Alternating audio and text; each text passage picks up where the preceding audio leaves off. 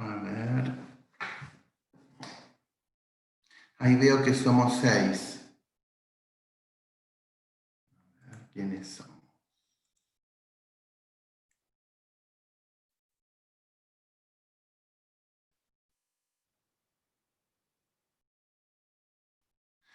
Bueno. A ver, ¿cómo le fue la semana pasada con el doctor, ay, que no me olvidé, Gustavo Lastra? Estuvo buena la clase. Sí, ¿no? Sí, sí, muy claro. Sí, Bueno, me alegro. muy buena, Clara. La verdad que re bien. Bueno, me alegro mucho. Les mandé un especialista. ¿Cómo se están preparando? ¿Bien? Y ahí vamos, hay que leer todavía, pero bien. Bueno, hoy van a tener conmigo mi anteúltima clase, me queda la del próximo lunes. Esta es la clase 16, es la unidad 9, los puntos 5 a 9. En realidad, del código, ustedes van a tener que ver, con relación a esta clase, del artículo 2341 al 2362. Lo que vamos a ver hoy es consecuencia de lo que vimos el día 26 de octubre, cuando hablamos de aceptación y renuncia de la herencia. Hoy lo que vamos a ver son las consecuencias de esa aceptación y renuncia de la herencia. Y el 2341, a ver,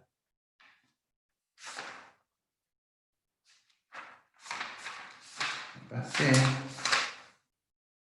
comienza con inventario, o sea, las operaciones que vamos a ver, y yo no se las voy a explicar, están en el código, vamos a ver lo que a mí me parece para que podamos entender un poquito más, porque lo que está en el código.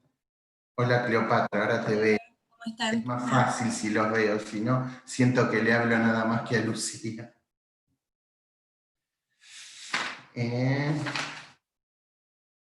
Las operaciones son de inventario y avalúo. Ustedes saben lo que es el inventario, me imagino. Es la clasificación de determinados bienes y el avalúo es darle valor a esas cosas.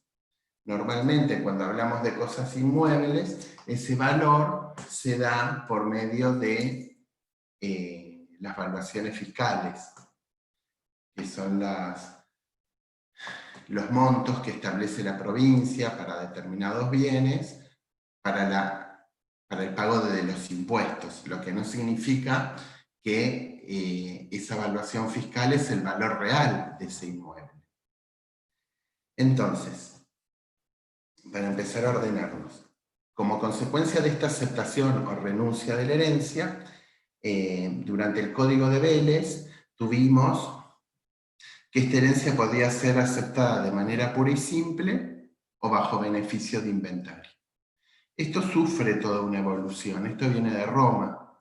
El beneficio de inventario era una institución que proviene del derecho romano, que era una modalidad de aceptar la herencia, por la cual el heredero limitaba la responsabilidad por sus deudas o por las cargas de la sucesión hasta la concurrencia del valor de los bienes que recibía. Entonces, si la aceptaba bajo beneficio de inventario, si recibía 100, respondía por 100. Pero también vimos recién que este beneficio de inventario era una modalidad y se podía separar del acto jurídico como otras modalidades que tenemos en el derecho. Así que todo esto sufre una evolución, yo no se las voy a contar porque los voy a aburrir. De una manera en el Código Civil de Vélez, el sistema originario de Vélez disponía una responsabilidad ultra vires, que el heredero respondía por las deudas del causante, no solo con los bienes hereditarios, sino con sus propios bienes. Esto era en el Código Civil originario de Vélez de 1871. Luego de una evolución, tenemos la reforma del 68 con la ley 17711, Y acá se establece un cambio radical. En los artículos, que no importa, total ya están derogados, el 3363 y el 3366, que yo los traje y se los voy a leer. Y en la reforma de Borda del año 68 dice, el primero, toda aceptación de herencia se presume efectuada bajo beneficio de inventario, cualquiera sea el tiempo en que se haga. La realización de actos prohibidos en el código al heredero beneficiario importará la pérdida del beneficio. Y agrega el 3366 que el heredero perderá el beneficio si no hace el inventario dentro del plazo de 3 meses. Este plazo de 3 meses lo tenemos en el 2341 nuestro en la legislación actual. Hay una evolución y llegamos al Código Civil y Comercial de la Nación del año 2015. En este régimen actual desaparece el instituto del beneficio de inventario como institución autónoma, porque acá lo que se tiene en cuenta es la separación de los patrimonios, bien separados los patrimonios. Y la responsabilidad de ambas, del código derogado, hoy lo vemos en este código que acepta, como vieron que el Código Civil y Comercial es el resumen de un montón de doctrina y jurisprudencia. En la actualidad lo que tenemos es esa doctrina y jurisprudencia expresada cabalmente en el código. Pero bueno, lo tenemos en diferentes artículos. Yo acá tengo un resumen para poder entender por qué. ¿Para qué tenemos el beneficio de inventario? Para poder determinar las cosas, pero en realidad para poder determinar la responsabilidad por la que actúa el heredero en cuanto responde o no con la masa que hereda o con sus propios bienes. Así que en el Código Civil primigenio, la responsabilidad era ultra vires y el beneficio de inventario era la excepción. Con la 17711, la responsabilidad es intra vires, como en la actualidad, y el beneficio ya no era la excepción, sino que era la regla. Y en nuestro Código Civil actual, el que ustedes tienen que saber, por lo menos para el día del examen, se deroga el instituto del beneficio de inventario y se produce la separación de patrimonios de pleno derecho. Esta es la regla. Como toda regla, tenemos excepciones. Bueno, el 2341 empieza diciendo o estableciendo un plazo. Dice, sin perjuicio de la eliminación del instituto, tenemos un plazo de 3 meses. Dice, el inventario debe hacerse con citación de los herederos, acreedores y legatarios cuyo domicilio sea conocido. Y acá empezamos a ver, ¿por qué cita a estas personas? Porque son las personas que tienen interés en la masa. ¿Quiénes son? Los herederos, los acreedores del causante, los acreedores del heredero y los legatarios. Todos ellos son los que tienen interés en la masa. Y a partir de ahí vamos a ver cómo operan las responsabilidades, como dicen estos artículos. Dice, el inventario debe ser realizado en un plazo de 3 meses desde que los acreedores o legatarios hayan intimado judicialmente a los herederos a su realización. Entonces nosotros vemos que el inventario en realidad puede no realizarse, pero intimado el administrador a la realización tiene 3 meses. ¿Hasta acá me siguen?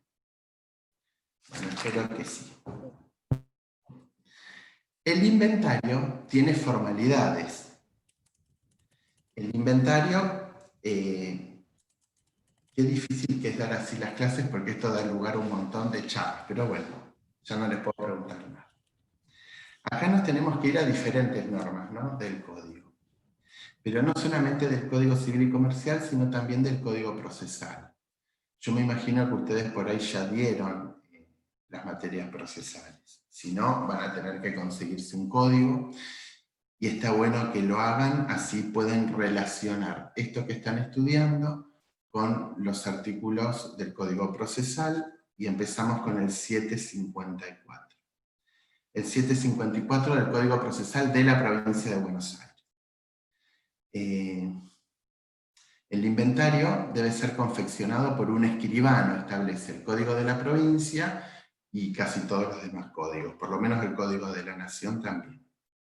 Este debe ser confeccionado por un escribano y el escribano va a confeccionar un acta en el cual va a especificar cuáles son los bienes indicados. Los bienes denunciados, mejor dicho. Y esos bienes denunciados, de los bienes se va a hacer una mención breve. Ustedes imagínense que no siempre van a ser bienes inmuebles. Puede haber otro tipo de bienes, puede haber acciones de sociedades, cuadros, qué sé yo, lingotes de oro, dólares. Así que esta va a ser una mera enunciación.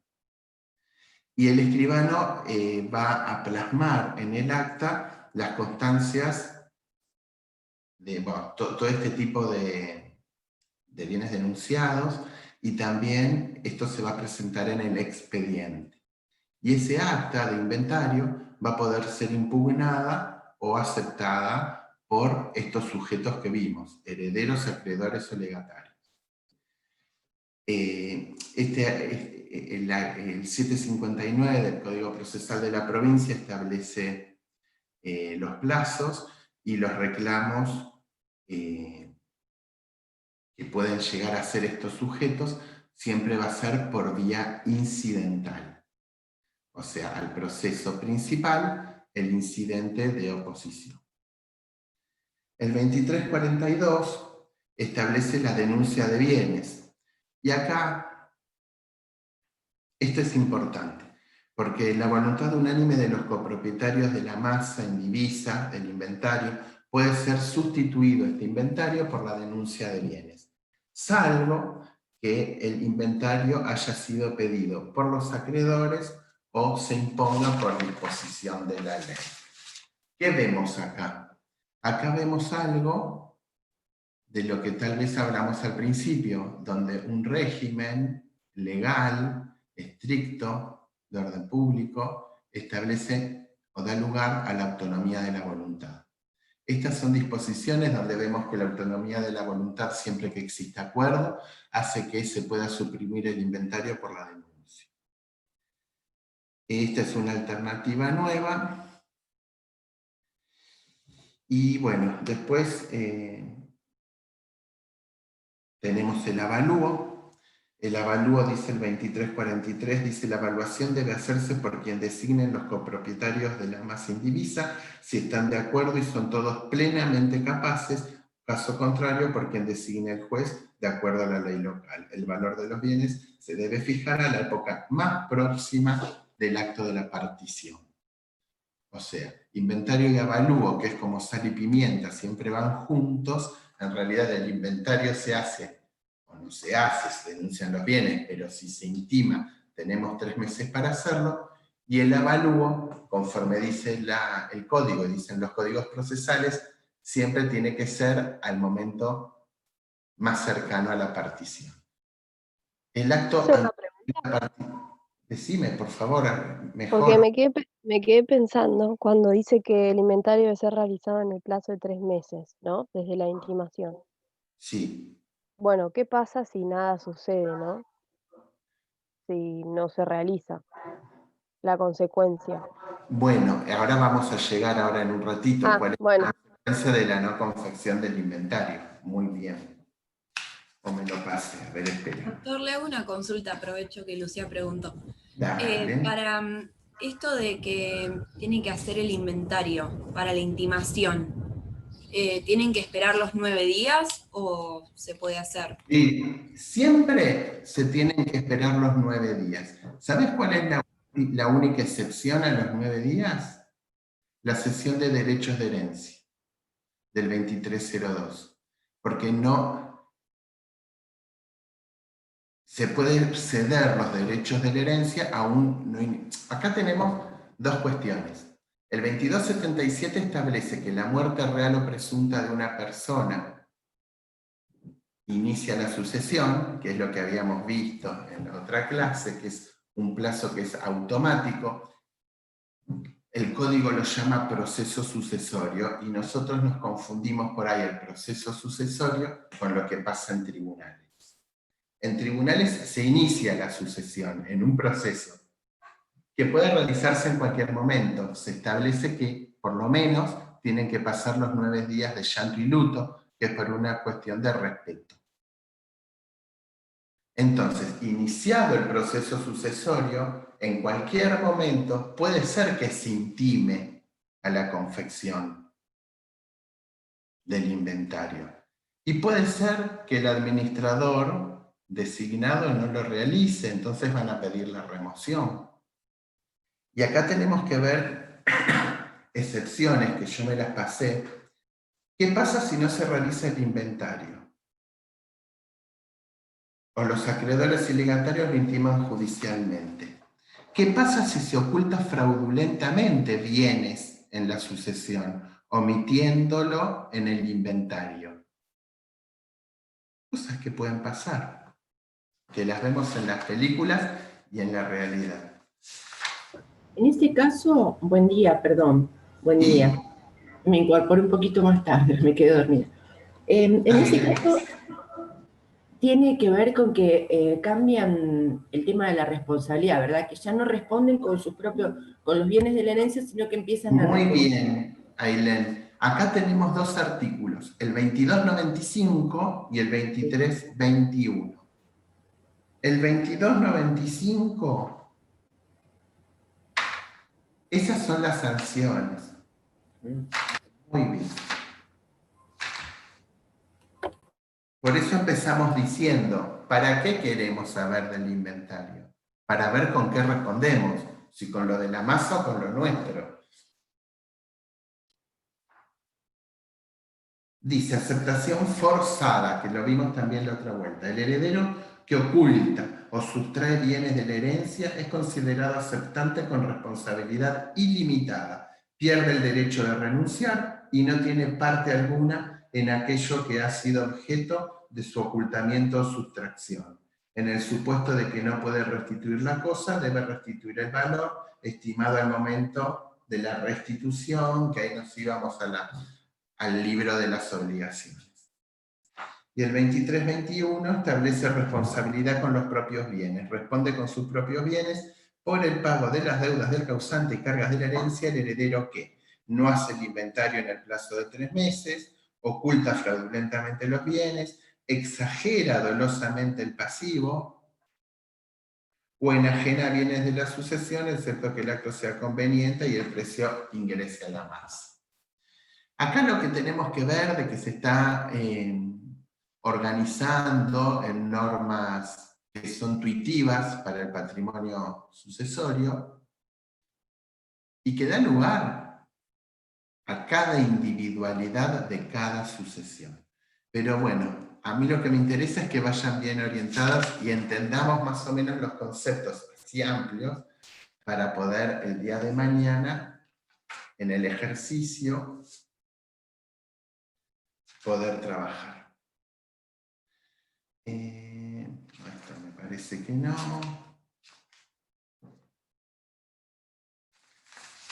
Vamos a pasear por el código, vamos al 2280.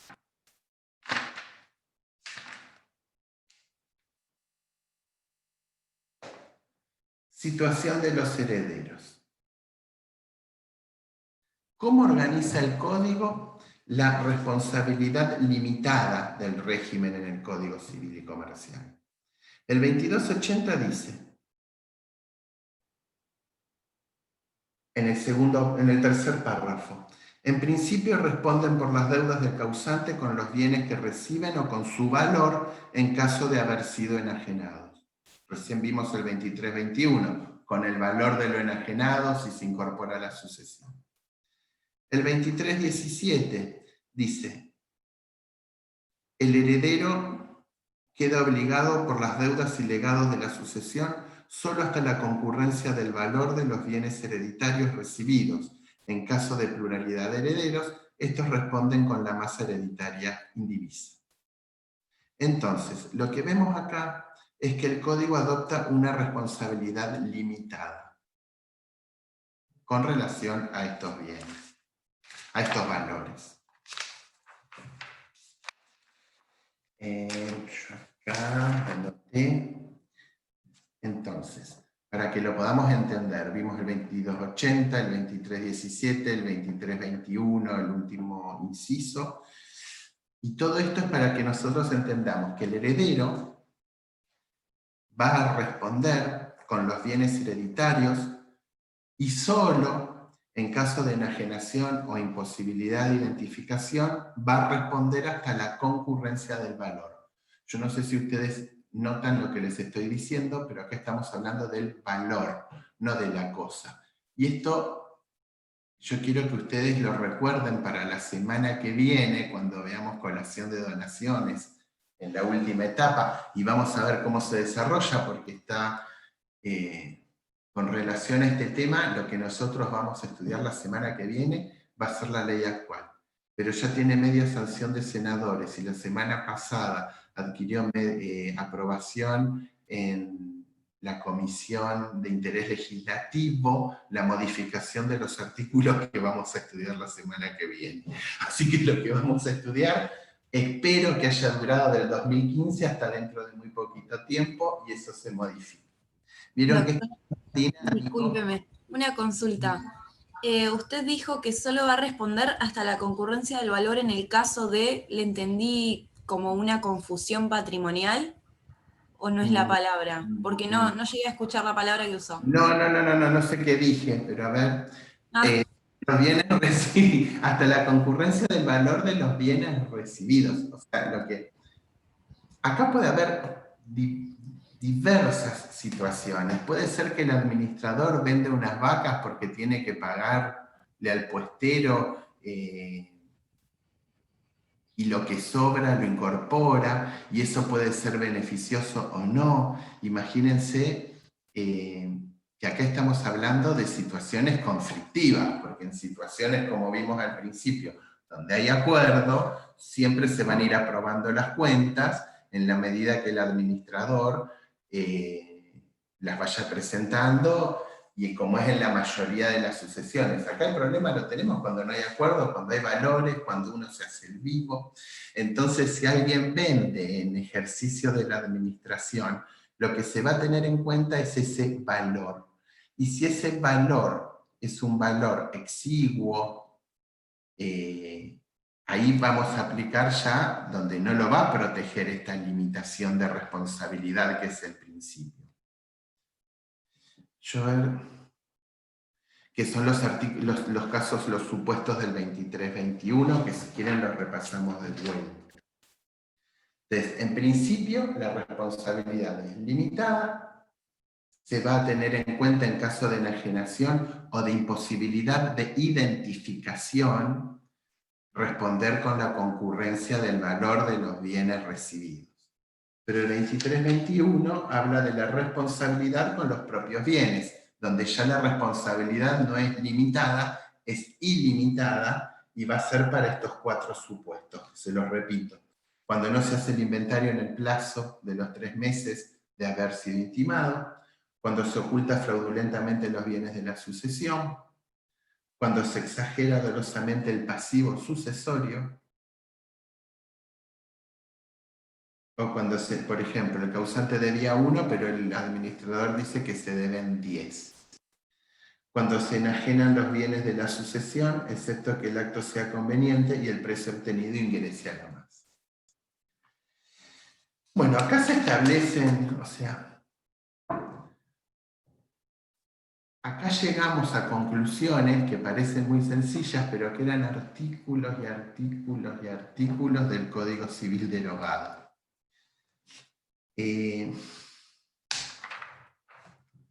Así que es como que es más fácil a estudiar ahora, así que aprovechémoslo. Con respecto a la administración, nosotros en la primera etapa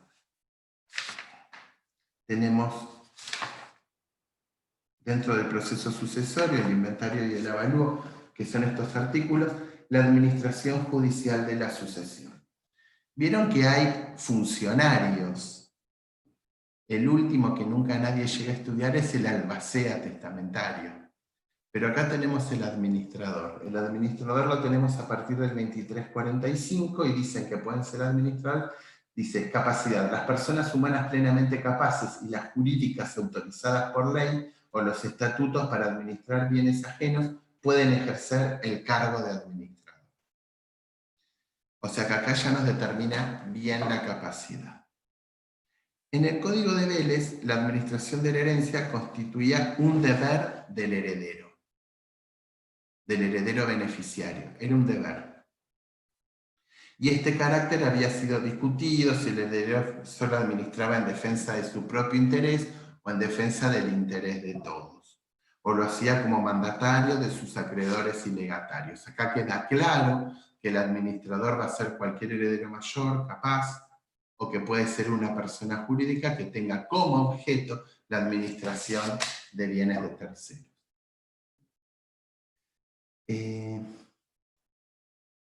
No escapa que esto que estamos viendo nosotros en nuestro código está regulado específicamente dentro del estado que vimos, del estado de indivisión. El estado de indivisión, recuerdo, es el que nace en el 2270 con la muerte real o presunta de una persona y termina en el 2363 con la partición. Ese es el estado de indivisión. Y esto que estamos viendo ahora está dentro de este estado de indivisión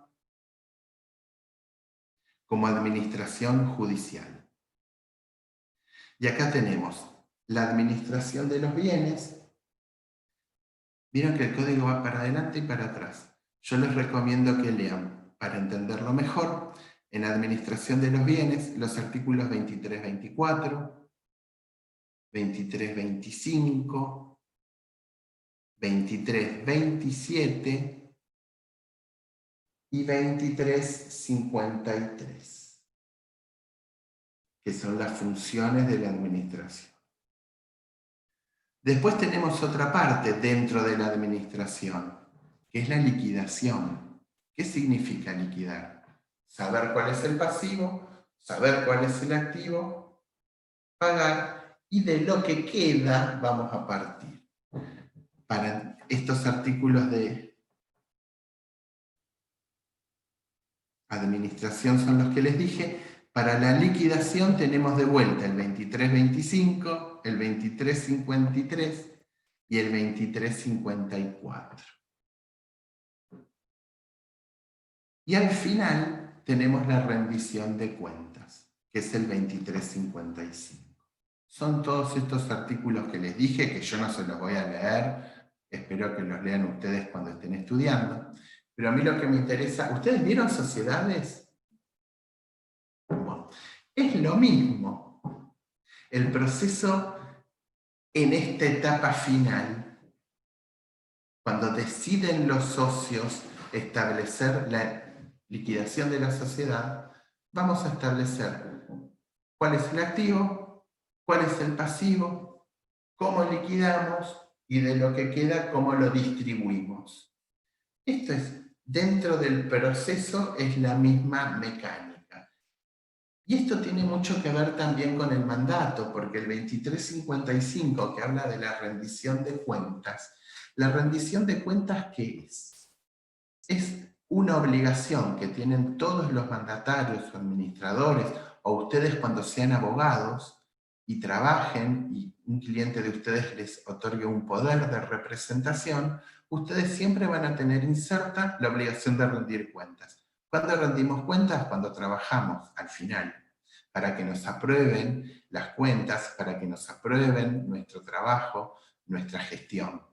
Así que esto es dentro de un proceso que acá, miren, termina en el 2362, porque el 2363 ya es la partición.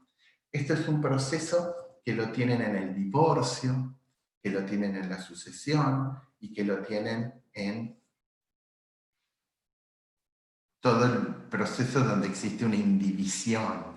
Y eso es lo que a mí me interesa que ustedes entiendan, que estamos hablando de una indivisión de bienes, donde tenemos una masa que está compuesta de activos y de pasivos, y este es el momento donde vamos a conocer esos activos con el inventario, con el avalúo, vamos a ver cuánto valen, si nos ponemos de acuerdo, si nos intima un tercero al que le tenemos que pagar, que es el acreedor de la sucesión, si nos intima el legatario que quiere llevarse la cosa, nosotros vamos a establecer cuál es el valor, y si no nos ponemos de acuerdo, va a haber personas que, como nos dice el artículo, que van a tener un conocimiento especial al que le vamos a tener que pagar honorarios.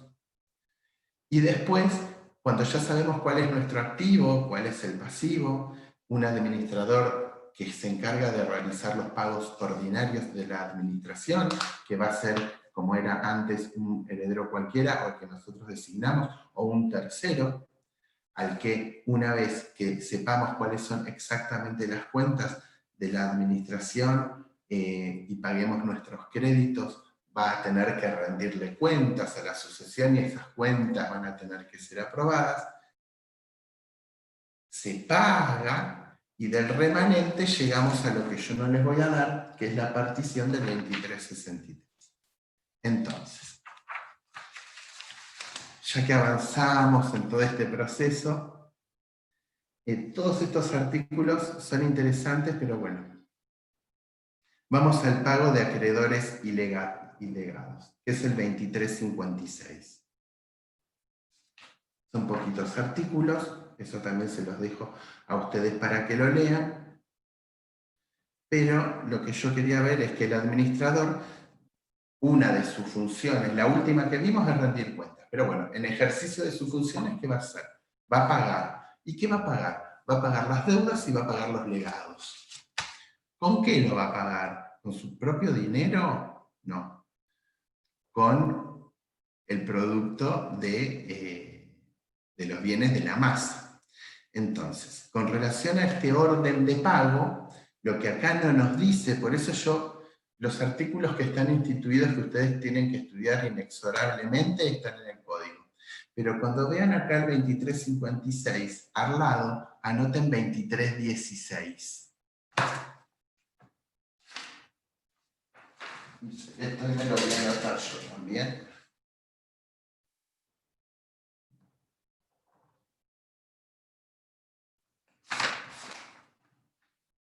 (2316) Nos vamos a responsabilidad de los herederos y legatarios, liquidación del pasivo. Dice preferencia.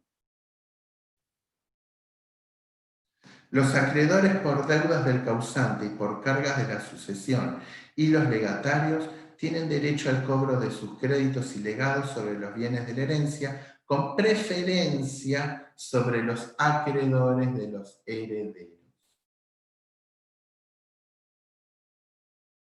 ¿Me siguen? Entonces, el 2356 dice: los acreedores hereditarios que no son titulares de garantías reales deben presentarse a la sucesión y denunciar sus créditos a fin de ser pagados. Los créditos cuyos montos no se encuentren definitivamente fijados se denuncian a título provisorio sobre la base de una estimación. Pero si el 2316 nos dice que estos acreedores tienen un privilegio, lo tenemos que tener en cuenta. Después, a ver qué me anoté. De preferencia del cobro de los acreedores del causante y los legatarios sobre los acreedores de los herederos. Acuérdense, primero causante, después herederos. Se lo van a acordar porque es completamente lógico. También hace un ratito... Perdón, ¿me podrías repetir? Porque no escuché. Entonces, primero cobran los acreedores del causante, después los acreedores del heredero y después recién el legatario. Claro, espera. El legatario es un acreedor, pero ¿es un acreedor de quién? De los herederos. No. ¿Quién dispuso un legado? El causante.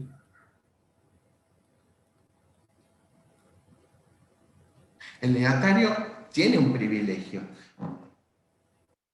¿Sí? ¿Ves qué dice? Los acreedores por deudas del causante y por sucesión, y los legatarios, porque el que impone el legatario el causante en un testamento.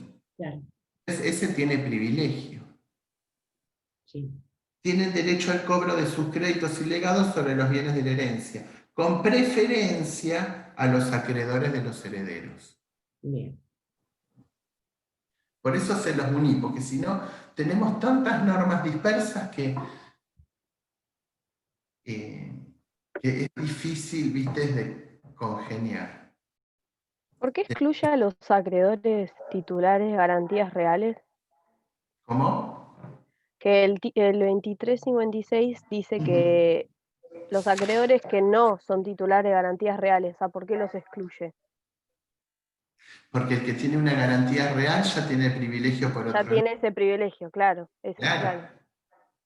Bien, Por ejemplo, el banco. El señor saca un crédito para comprar vacas, hipoteca el campo con el Banco Provincia y se muere. El banco ya tiene un privilegio, ese derecho real de garantía, la camioneta Toyota con una prenda.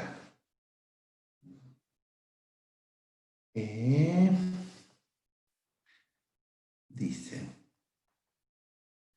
Entonces, los acreedores con créditos sin garantías se deben presentar en la sucesión y denunciar sus créditos, y los acreedores que poseen créditos cuyos montos no se encuentran definitivamente fijados deben denunciarlo a título provisorio. Sí. Los herederos pueden reconocer el legítimo abono del crédito. Esto es importante. ¿qué El sería el legítimo abono? 27. Los herederos pueden reconocer a los acreedores del causante que soliciten la declaración de legítimo abono de sus créditos. Emitida tal declaración por el juez, el acreedor reconocido debe ser pagado según el orden establecido por el artículo 2358.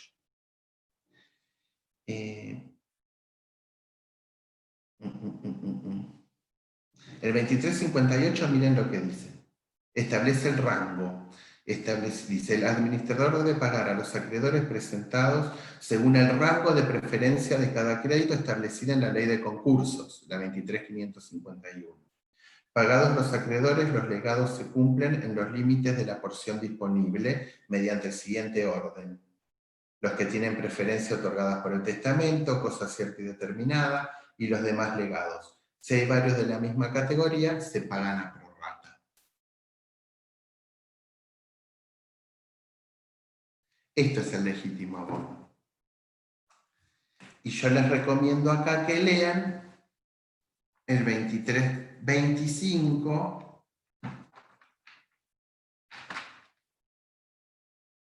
¿Qué sería? ¿Como que te reconozcan el crédito, tu crédito? ¿Eso sería? No, tu crédito te lo van a reconocer en la medida que vos lo puedas probar. El tema es cuál es el orden en el que vos tengas el crédito. Vimos que el legado tiene un privilegio, pero ojo, el legado de cosa cierta y determinada. Si tenemos un legado que nos dejó a los 25 sobrinos, lo cobraremos a prorrata. ¿Quieren? Bueno, se los leo yo, porque si no se hace el lío. 23.25. Actos de administración y disposición. Los actos de administración y disposición requieren el consentimiento de todos los coherederos, quienes pueden dar a uno o varios de ellos o a un tercero un mandato general de administración. Son necesarias facultades expresas para todos los actos que excede la explotación normal de los bienes indivisos y para la contratación y renovación de locaciones. Si uno de los coherederos toma a su cargo la administración con conocimiento de los otros y sin oposición, se considera que hay un mandato tácito. Entonces, para estas declaraciones necesitamos un poder especial. Los herederos pueden reconocer a los acreedores del causante que solicitan la declaración del legítimo abono de sus créditos, que es el 2358, necesitamos un poder especial. Este rango está establecido en la ley de concursos y quiebras. Pagados los acreedores, los legados se cumplen en los límites de la porción disponible.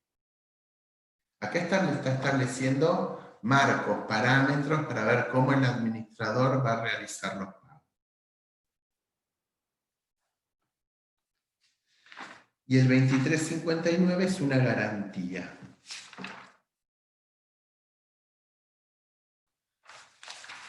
Miren lo que dice. Esto es más comercial que civil, pero establece garantía de los acreedores y legatarios. Los acreedores del causante, los acreedores por cargas de la masa y los legatarios pueden oponerse a la entrega de los bienes a los herederos hasta el pago de sus créditos o legados.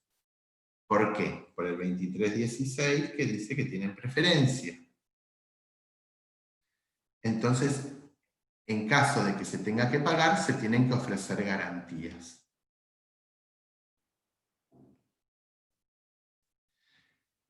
Este artículo es la conclusión de un montón de debates que hubo en el viejo y derogado 3397, que consagraba al acreedor hereditario, ya sea hipotecario o quirografario, el derecho a oponerse al pago de otros créditos hasta que no se pagara primero.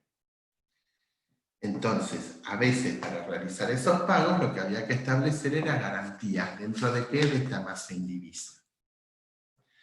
Y acá el 2359 nos da dos vías, que se puede oponer a la entrega de bienes hasta el pago de sus créditos o accionar contra los legatarios hasta el valor de lo que reciben cuando ya no quedan bienes en la herencia. Y acá viajamos de vuelta al 2319, 40 artículos atrás. El 2319 dice acción contra los legatarios. Los acreedores del causante tienen acción contra los legatarios hasta el valor de lo que reciben. Esta acción caduca al año contado desde el día en que cobran los legados. ¿Vieron cómo juega la interpretación de un lado y del otro? A ver. Y el último... Sí, doctor, disculpe. Hola, buen día. Sí, acá Gabriela Guerrero, disculpe. Hola, sí, ahí te veo.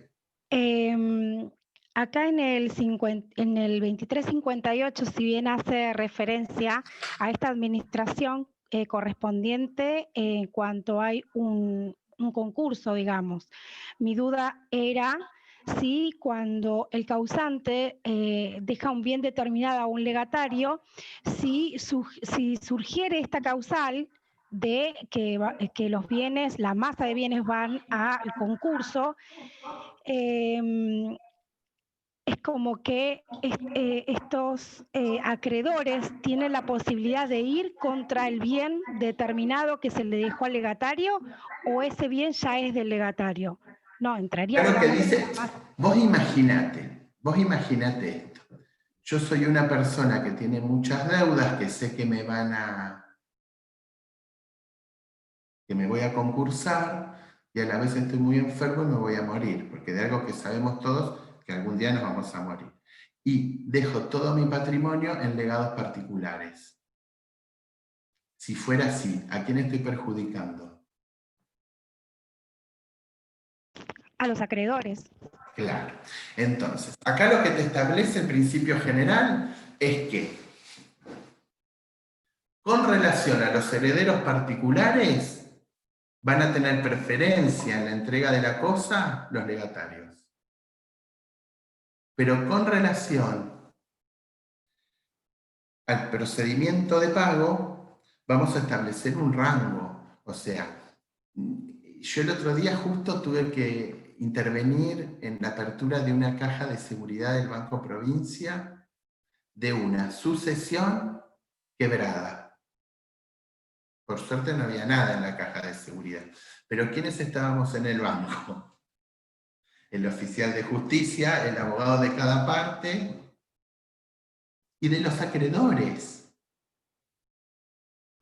Entonces, esto es un plexo. Acá lo que te está estableciendo son, en este caso, acá te establece un orden. ¿Quiénes tienen preferencia? Los que tienen preferencia otorgada por el testamento, cuando establece primero le pagás a Juan, después a Pedro y después a Diego, cuando son cosas ciertas y determinadas, y si hay varios de la misma categoría, se van a pagar a prorrata. Pero en realidad, acá estamos justo hablando de dos procesos universales, la sucesión y la quiebra. Y acá lo que te establece son los órdenes, y el que decide va a ser el juez, y los recursos son los que van a presentar ustedes, y los que se van a oponer o no, y establecerán los acuerdos. Yo tengo otro artículo que me pasé de largo, que es muy importante y está dentro de la administración, y tiene que ver con esto, que es el 2350. Si el administrador no ha sido aún designado, rehúsa el cargo, demora en aceptarlo o debe ser reemplazado, cualquier interesado puede solicitar medidas urgentes tendientes a asegurar sus derechos, como la facción del inventario, el depósito de los bienes y toda otra medida que el juez considere conveniente para la seguridad de estos o la designación de administrador provisorio. Los gastos que ocasionen estas medidas están a cargo de la masa indivisa. Esto es otro principio. Todos los gastos, ¿quién los van a pagar? Todos a prorrata. Y algo que es interesante, que no está ahora establecido, que es el abandono.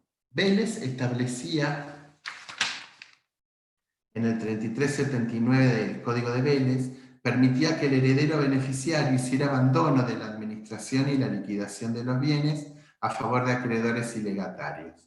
Y estipulaba que el heredero beneficiario podía descargarse del pago de las deudas y legados abandonando los bienes de la sucesión a los acreedores y legatarios, y este abandono no importaba una renuncia de la sucesión. El abandono implicaba el traspaso de la posesión. Eso es lo que vimos hace 2 clases. Pero nuestro Código Civil y Comercial esto no lo recoge, no dice nada, pero tenemos un artículo que es este último, el 23, dice: los acreedores legatarios se les otorga la posibilidad de oponerse a la entrega de los bienes a los herederos hasta el pago de los créditos, el 2359. Dice: los acreedores y legatarios pueden solicitar la remoción del administrador por mal desempeño e imposibilidad de ejercicio, y esto es una forma de mantener incólume el patrimonio. Vélez tiene una solución que por ahí no era muy justa: yo no administro, abandono, pero igual me voy a quedar a cobrar lo que me toque. Y en realidad, esto que vimos recién en el 2350, que es el no aceptar el cargo, no realizar el inventario, no ejercer las acciones que me ponen en posesión de la cosa, lo que hacen es deteriorar ese patrimonio que nadie lo defiende porque su titular falleció, y en realidad esto es en perjuicio, no solo de los demás coherederos, sino de algo más importante, que es de los acreedores, de los terceros. Ustedes piensen que casi todo el sistema jurídico que nosotros estudiamos, en realidad tiene como norte siempre la protección de los terceros. Todo el sistema registral, o sea, si yo te compro una casa, Ailén, y te la pago, y vos cobras el precio y me das la posesión, vos no me vas a venir a reclamar, porque yo ya te pagué, y yo estoy en posesión de la cosa. Ahora, si vos le debías plata a Lucía, o a Gabriela, o a Cleopatra, ellas quieren que vos le pagues. Yo decía, no, yo ya no tengo más la cosa, porque la vendí. ¿Y cómo se enteran ellas? Por un sistema publicitario, registral, que ustedes no tienen la posibilidad de estudiar, porque es una materia que desapareció, que daba yo. Pero es todo el sistema publicitario argentino, que en realidad lo que hace es la protección a la oposición, a la oponibilidad de los terceros que se quieren proteger, porque entre las partes está claro que el negocio operó. Entonces, todo este sistema es para la protección de los terceros, de los acreedores con rango, en el 2316, con la prelación que hace la ley, porque entre nosotros que somos herederos sabemos perfectamente que nos vamos a cobrar de lo que quede. Entonces hay que tener una diferencia entre el heredero común y el legatario. Y esto sí lo estableció bien nuestro código nuevo. El otro no tanto. Y bueno, algo que yo me anoté para el final, pero que ya lo vimos, es tener bien en cuenta cuando perdemos esta responsabilidad limitada que como beneficio del inventario nos da la ley, nuestro nuevo código, como principio. Tenemos la responsabilidad limitada a los bienes del sucesorio y los artículos del 2321, los incisos del 2321, que establecen que esta responsabilidad es ilimitada. Bueno, ¿cómo les fue el sábado? ¿Hicieron el El sábado solo subieron un par de preguntas, no sé, yo no entendí muy bien de qué se trató, no me quedó para nada claro. Yo lo leí del Las chat. preguntas las imprimí y estoy estudiando sobre eso. Subieron digamos, una guía como para que tengamos referencia de cómo se va dando la materia desde un inicio, algunas preguntas básicas, y va complejizando, digamos, toda la materia. Eso es lo que nos dieron 30 y pico de preguntas, que está bueno como un seguimiento para ver qué es lo que tenemos más o menos claro y qué es lo que tenemos que ir afinando. Por eso, ¿cómo les fue? ¿Fue claro? ¿Lo entendieron? ¿Van en el mismo sentido? Sí, respecto de eso, Sí. Sí. Yo las voy usando de guía a medida que voy estudiando, Claro. voy tratando de contestar las preguntas.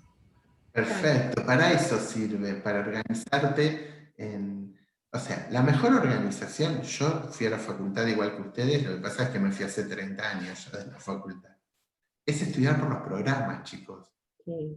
Programa, y más este programa que es ir siguiendo el desarrollo del código, pero entonces con el programa, un libro de texto, una clase, y usted puede empezar a relacionar un artículo con otro, para que vean que tiene un sentido, porque hay muchos que no tienen sentido, pero estos sí tienen sentido. Me parece que es la mejor.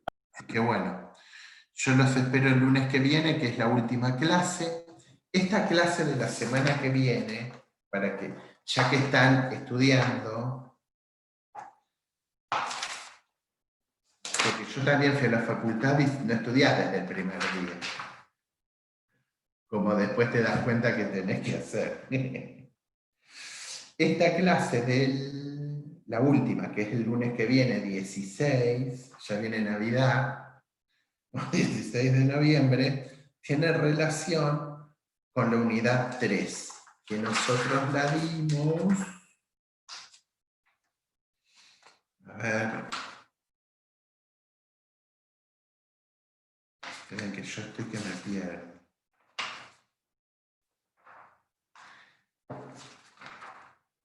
La clase del 28 de septiembre. O sea, si ustedes repasan esa clase del 28 de septiembre, lo que vamos a ver por ahí es más fácil y es en realidad lo que a nosotros nos complejiza todo el régimen de las donaciones.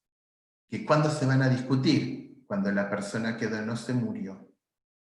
Y eso es tan complejo que se está tratando desde 1912 hasta ahora, pero ahora tiene ya, la semana pasada adquirió interés legislativo en la Cámara de Diputados, la modificación del 2358, que es un artículo que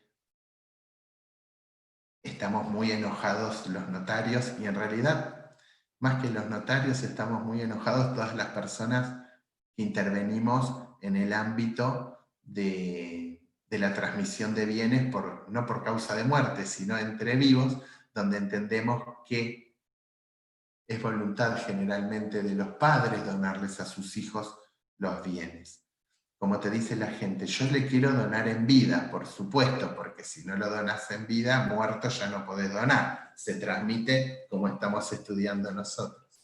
Así que bueno, estos artículos tratan una trama bastante compleja de acciones de reducción, de la ley persecutoria que a nosotros nos da miedo, como cuando éramos chicos del cuco, y eso es lo que va, si Dios quiere, nosotros lo vamos a estudiar como lo tenemos en la ley, pero se va a modificar y vamos a poder tener un sistema completo desde siempre, porque ya Vélez se confunde en el 3353 de Vélez, que habla de acción rey persecutoria, cuando en realidad tenía que hablar de reducción.